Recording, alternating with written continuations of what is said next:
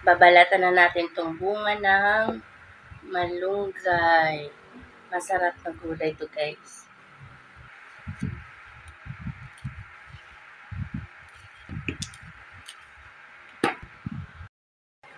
Done, guys. Ayan, nabalatan na natin. Maghimay naman tayo ng sitaw, guys.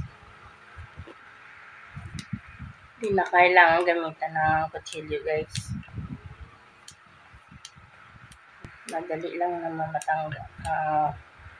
putol.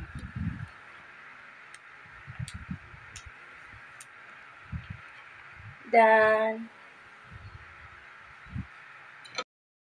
Minsan walang makuha. Mura pa naman siya, guys. Hindi pa magulang yung gulay.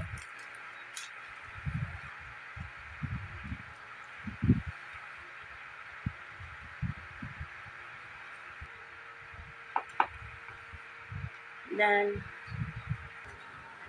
nakababad, guys, ng talong.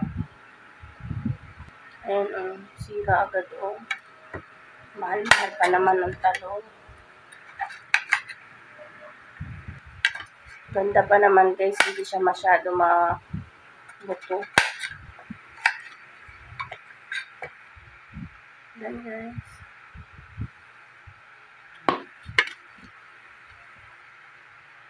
Luto na tayo, guys.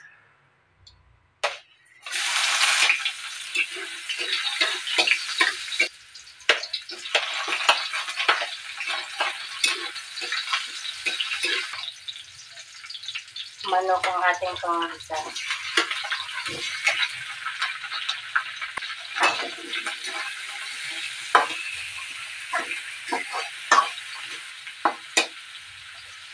Paminta.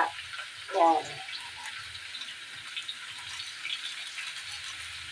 At ito ang ating inahin. Matinig. Sabay na natin. Kasi ang manok madali lang maluto. Yan ang ating panggisa, manok.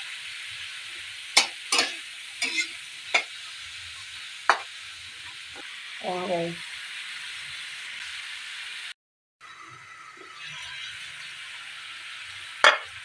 Natin ang sitaw.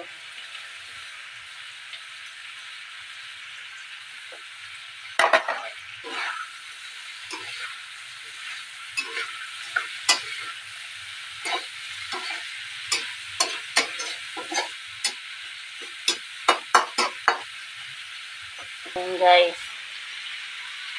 Andiyan na ang sigarilyas at sitaw. Isunod naman natin ang bunga ng malunggay.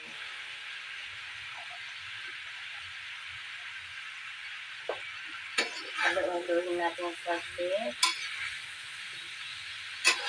para balance naman sila. Pwede na tayo maglagay ng toyo, guys, para lumasa na. Haluin natin ulit saglit para mag-balance naman. Hinuli natin, guys, yung talong.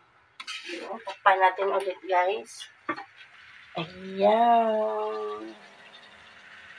Yummy, yummy. Guys.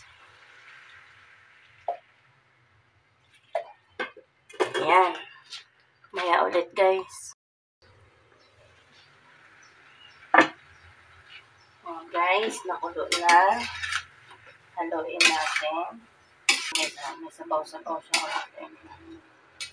Ngayon, ilagay na natin ang huling ingredients. Ang talong.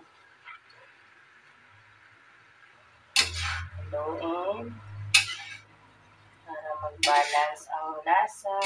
Guys, luto na ang ating adobong sari-saring gulay. Talong, sitaw, sigarilyas, at bunga ng malunggay. Sarap guys. Yan. Inadubo ko na lang at ang kanyang pangsahog ay manok. Manok yan guys. Ayan.